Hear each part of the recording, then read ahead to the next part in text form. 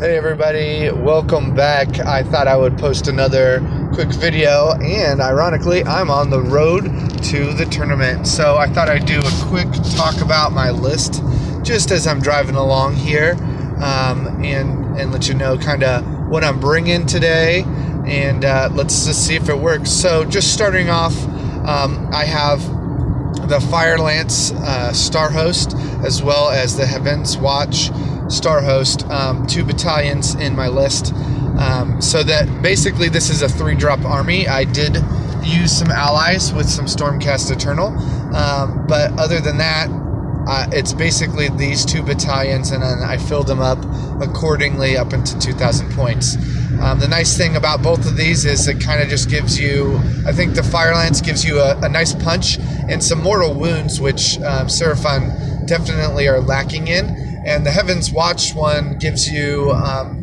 the necessary components to make the army really work well, especially with their allegiance abilities. So that being said, I brought those 2 battalions. Then you have, starting with my general, which is the SAR Scar veteran on Cold One. I'll have to put out a video about how much I like this guy, but I really do. Most people don't really think of him as a leader. You have the Carnosaur, you have a Slan, you have a lot of different options that you could be bringing, even an Old Blood or Sunblood, and most people don't consider this guy when they're making their list. I would really highly advise to look at it. I'm not going to go into all the details, but first, he's great at just hiding. Not many people think that. It's not that he can't be singled out, because obviously that can happen anytime, but he's just really good at not drawing fire or attention to himself because he's just back there. And then he has a wonderful ability. He kind of helps with charges, with re-rolling damages to hit.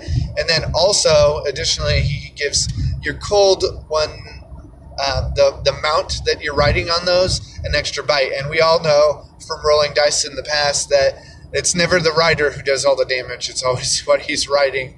I can't tell you how many times playing Bretonia I would bite people with horses more often than my knights would actually hit. The next in that list is the Skink Starseer. You all know, if you've watched my video, how much I like that guy. He's there for that manipulation of their allegiance ability and just an all-around great asset.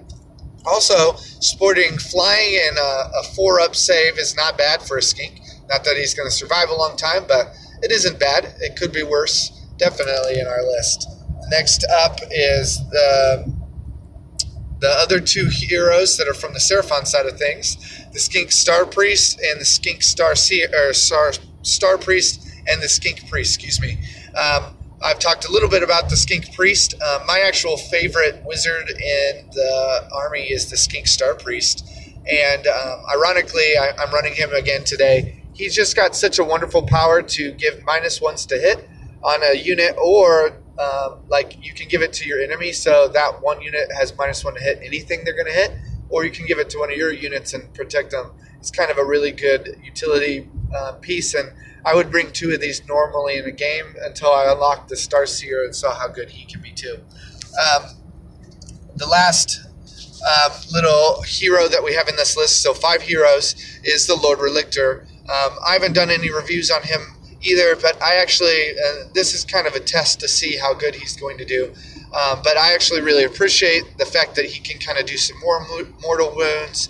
He's tough as nails, and I just had a figure painted up for him that happened to be a really cool one. In fact, it's actually from the new game dropping today. I don't want to mention too much about that just because I don't want to get in trouble for anything, not infringe on GW launch dates, but I just find he's a really good mortal wound output. Then you have the meat and bones of the list.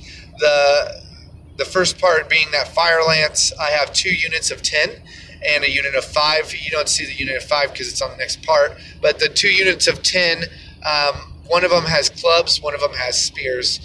The kind of point of this is they are the hammer. Having 10 in that unit is really tough nails. 5 can do pretty good. I find that I roll about 7 hits, like hits and wounds through, whenever I'm rolling with 5 knights. So it raises the average of that to about I would say around 10 to 12. and that's just a lot of dice that they're going to have to roll. When you roll dice, there's a possibility for failure. There's also, both of them can do mortal wounds, and I know everybody fears those spears, and that's actually the reason I brought them in 10, not because of how good they could potentially be, but because of the fire they can draw, which causes people to make mistakes. The next part of that is the unit of 5 here, and then also a unit of 20 skinks. I did not bring them up to 30, mainly because I didn't have the models. I would have, if I had really thought about this list, I probably would have included them and then done something else with those last 40 points. Maybe a Grif Hound, just to run around and harass things. Maybe run with the skink group, because he can also jump out of combat. But I have a group of 20, and then our 2 big hitters for the last bit here, the last 2, Bastila Don and the Stegodon. I've released a video on the Stegodon. He is there to kind of be wrapped up with either the Bastila Don to help giving him improvements and shoot stuff, or to, you know, chill with the skinks if they're sitting above objectives. He's kind of the bruiser in the group, and with that skink alpha, he's really a good utility piece. The last bit is that Bastila Don, and everyone knows how good he is. I actually kind of wish that I had the points to run 2 in this list. I almost took out the Stegodon and done another Bastila Don, but I just found the utility piece was a little bit better, not knowing what missions we were going to face until recently, until it was recently released. So all that being said, that is the list. I'm pretty excited. We'll see how it does. It should have a good amount of shooting, not like a huge amount for sniping. That's a little bit harder, but the fact that we can teleport people and do it pretty reliably, that's really the sniper piece that I'm kind of looking at. It has some mortal wounds in it. It's not going to win any awards for passing them out, not like a Stormcast Eternal list, but they're not bad. And so I think altogether this list will be able to give us something. Thanks.